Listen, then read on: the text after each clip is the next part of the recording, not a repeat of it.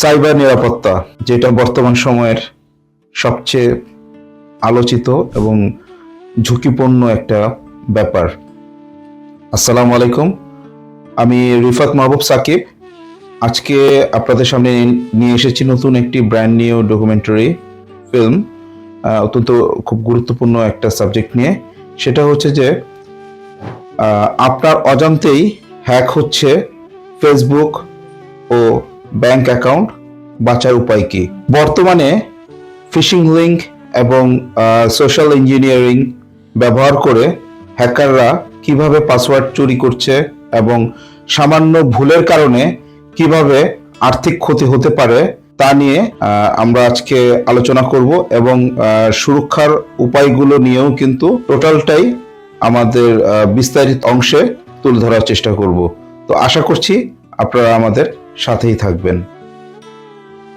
একবার কল্পনা করুন, সকালে ঘুম থেকে উঠে দেখলেন আপনার ফেসবুক আইডি আর লগ ইন হচ্ছে না। একটু পরেই ব্যাংক থেকে মেসেজ, অ্যাকাউন্ট থেকে টাকা কেটে গেছে। আপনি কিছুই করেননি, তবুও সব শেষ। ভয়ঙ্কর ব্যাপার হলো, এমন ঘটনা এখন আর বিরল নয়। প্রতিদিন হাজার হাজার মানুষ আপনার মতোই অজান্তে হ্যাকের শিকার হচ্ছেন। বর্তমান সময় হ্যাকাররা আর আগের মতো জটিল কিছু করে না। তারা সবচেয়ে বেশি কাজে লাগাচ্ছে আমাদের অসচেতনতা। ফেক লিংক, ভুয়া ইমেল, লোভনীয় অফার কিংবা আপনার অ্যাকাউন্ট ভেরিফাই করুন টাইপের মেসেজ, এই ছোট ছোট ফাঁদেই মানুষ ধরা পড়ে। আপনি একবার ক্লিক করলেই আপনার পাসওয়ার্ড, ওটিপি, এমনকি ব্যাংক তথ্য পর্যন্ত চলে যাচ্ছে হ্যাকারদের হাতে। সবচেয়ে বিপজ্জনক বিষয় হলো, অনেকে একই পাসওয়ার্ড ব্যবহার করেন ফেসবুক, জিমেল, বিকাশ বা ব্যাংক অ্যাপে। এক জায়গা হ্যাক হলে ধীরে ধীরে সব অ্যাকাউন্টই ঝুঁকিতে পড়ে।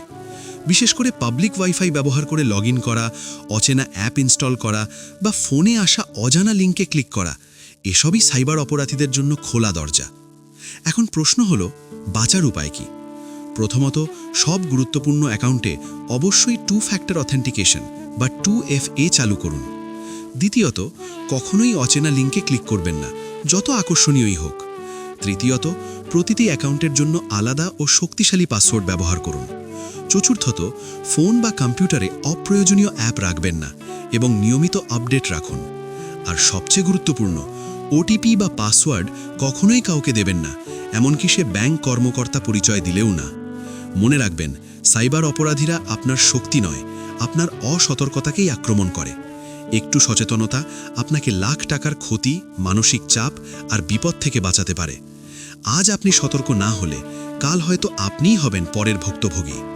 নিজে বাঁচুন, অন্যকেও সতর্ক করুন, কারণ সাইবার নিরাপত্তা এখন বিলাসিতা নয়, অপরিহার্য প্রয়োজন।